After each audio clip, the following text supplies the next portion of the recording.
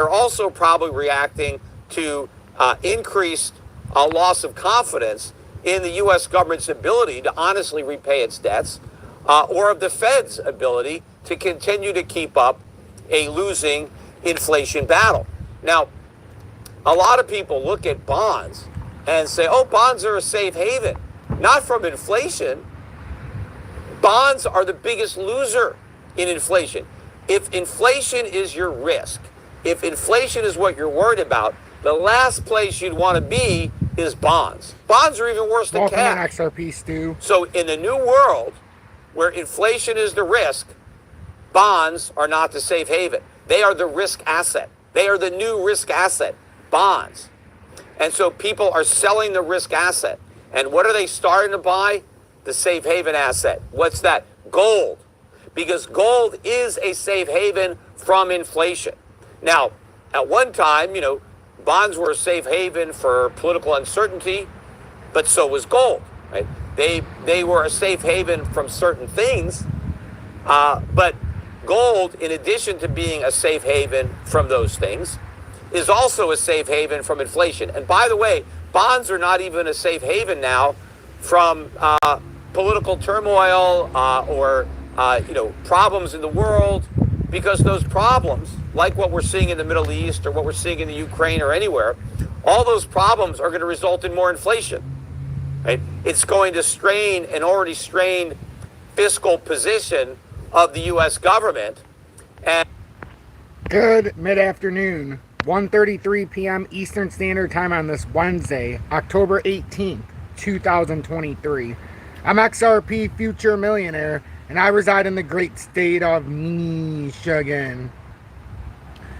Michael, XRP2, Go Girl, welcome in, love. O Johnson, Anthony. Let me wait until I get another comment to read the rest. I want to thank everybody for tuning in on this midday market report. Marzi, welcome in. Trading with J-Ride, thank you for the compliment. The greatest TA in the world. I'd be killing it 2 years ago. I really thought I'd be rich to this day. Not if you were here 2 years ago. I laid it on everybody pretty thick 2 years ago. And I told them the reality that 2025 into 2028 is what you're going to have to play out until. And I've not changed my tune. Matt, welcome in. Miss Vicky, love, it's always good to see you in here, as well as everybody else who's in here today. Thank you so much for supporting the midday market report. It's been kind of a weird time in the YouTube sphere, being in the crypto markets and reporting on XRP on a daily basis. There's a lot of negativity, a lot of people bashing, and that's the kind of time and environment we're in right now. This is the kind of time you take advantage of. When everybody thinks everything is trash, when everybody thinks it's not worth it, this is the time in the proper environment where you would want to accumulate. When everybody thinks it's just going down, these are the times when you can kind of take advantage of the market if you understand what you're doing.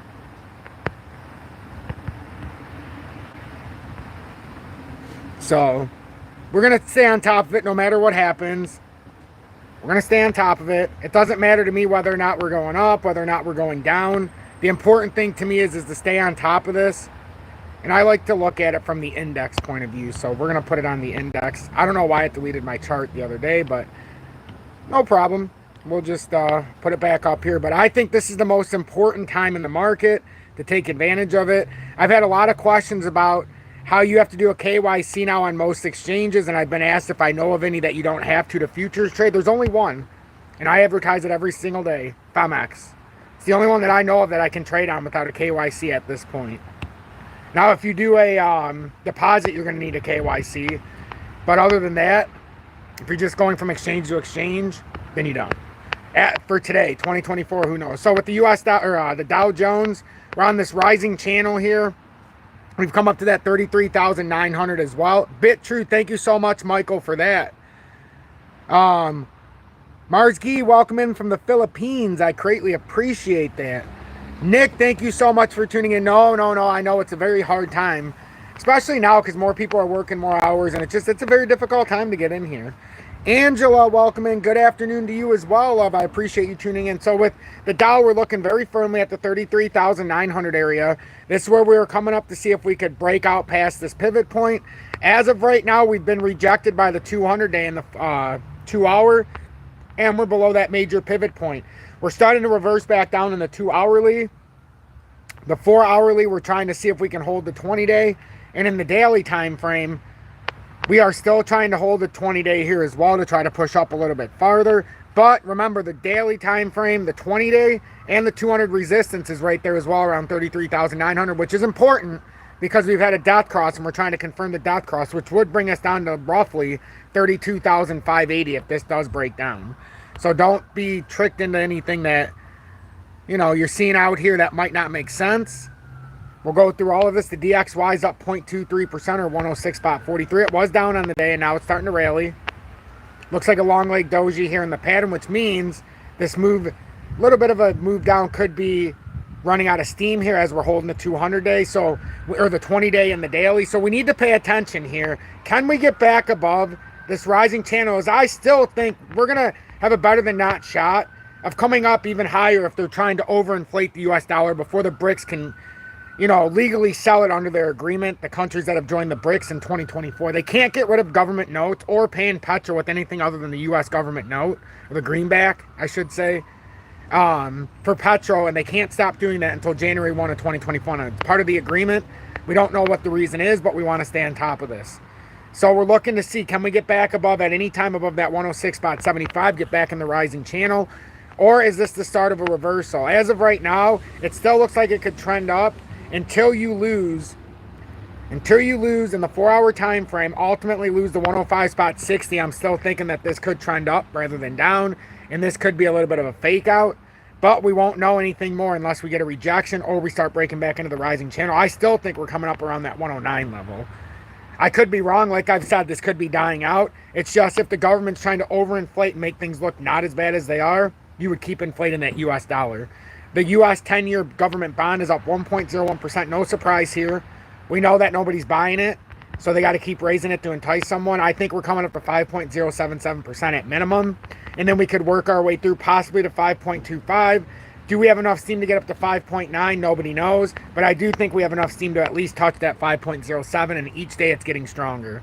I know it didn't seem like when we were down farther. I know it didn't seem like when we were at 4.5 and moving down, but I still thought it was a better than not chance, 58% chance to come up to 5.07. Now you can up that to about 78 as we trend up. We broke through that major resistance.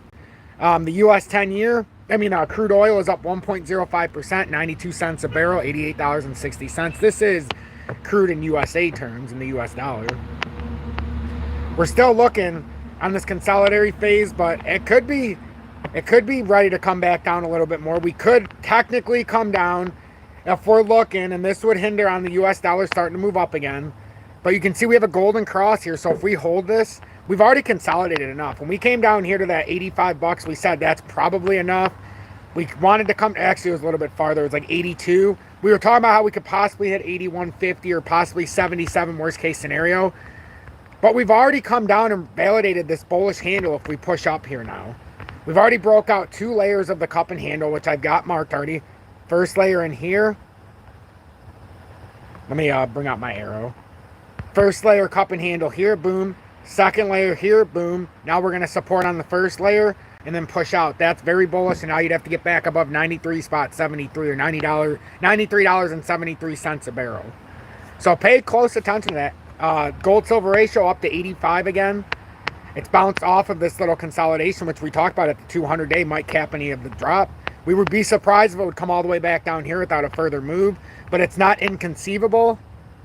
So the gold silver ratio once again starts moving up, which means gold is being outpaced right now. Silver is being outpaced. So we'll see what's going on. It still seems like to me, if we do continue this rally, because that looks like a bull flag that got some nice consolidation here. Let's see if we can break back above 87.46. If the US dollar starts spiking up, I think this bodes well for the gold silver ratio. I really do, because you're going to get a reversal in gold and silver. I'm going to show you why things don't always appear to be what they look like. Gold's up 31 bucks an ounce today at 1954.24, up 1.63%. Thank you to the 27 people tuning into the Midday Market Report and to the 21 likes. I greatly appreciate that more than you'll ever know. More likes means more people that see it. Maybe not in the live, but they'll at least be able to see it after the live. So I greatly appreciate that. I'm just going to get through this and then I'll let you guys go and enjoy the rest of the afternoon. So gold, as we know, is up 1.63%. Gold now has broke back over this descending formation. Now we're going to see, do we get a rejection at 1973 or do we finish up to the technical breakout? Since we have broken out of the descending structure, do we now come out to 2009? Gold had us on a little bit of a fake out. It only came down to 1808. We were hoping for 1792. It didn't quite hit that. We talked about the reversal. And if you didn't own gold, that we need to really pay attention to it because you had a nice dip down here. I was hoping B2 gold came down a little bit lower, but it looks like that opportunity ceases to exist. We reversed and we didn't fill out the technical target. So now that we're back in the structure, let's just say we continue on and the US dollar continues pushing down, we could be looking at a retest of $4. So that's why I talk about metals. If you're not in it, you've got to have an understanding of where to buy in. Commodities, I blew an opportunity there with B2 gold. I should have bought some at $2.80, but we were focused in on the entire market. And that's a kick in my own face right here. Especially seeing how silver was down to 20.77, now it's at 22.92. But with B2 gold, we're going to see if we can hold this. We're now above the 200-day. These are now trending upwards. It is being helped out by the dollar being unstable. But now let's see what happens if the dollar pushes up, if we get a sudden reversal in the market. That's what I'm paying attention to. B2 gold, we're looking at that.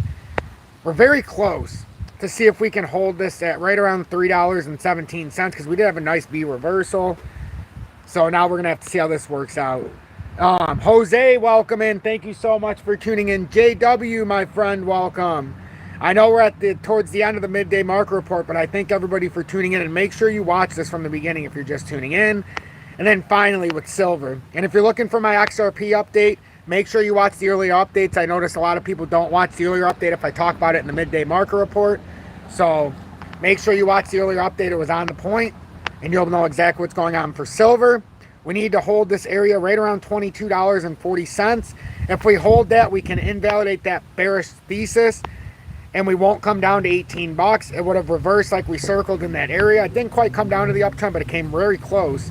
And now we've pushed back up. So that's what we're looking at for here, and that's why we had it phased out like that, how it pulled down and back up. And then there was an option at 18, but that's not a guarantee. And now you can see reverse back up. And we're going to see exactly how metals react. It looks like rising channels are formed here, so we're going to see exactly how this finishes out. I'm XRP Future Millionaire. If you got anything out of this midday market report, please make sure to hit that like button. Consider subscribing to the channel. We're struggling for subscribers, but to everybody who sticks around to 18,500 strong, in the end, it's going to very much benefit you to understand all this information. It might not seem like the most important time to be watching, but it truly is. Have a blessed afternoon, and I will catch you guys on a later update. And don't forget to give thanks to our Lord and Savior Jesus Christ, and take care of each other. That's what we really need to do here. Take care of each other, watch out for each other, and pay it forward. Matt, have a good afternoon. HR, welcome. Infamous, good afternoon. You're welcome, everybody, and I got to go. I appreciate each and every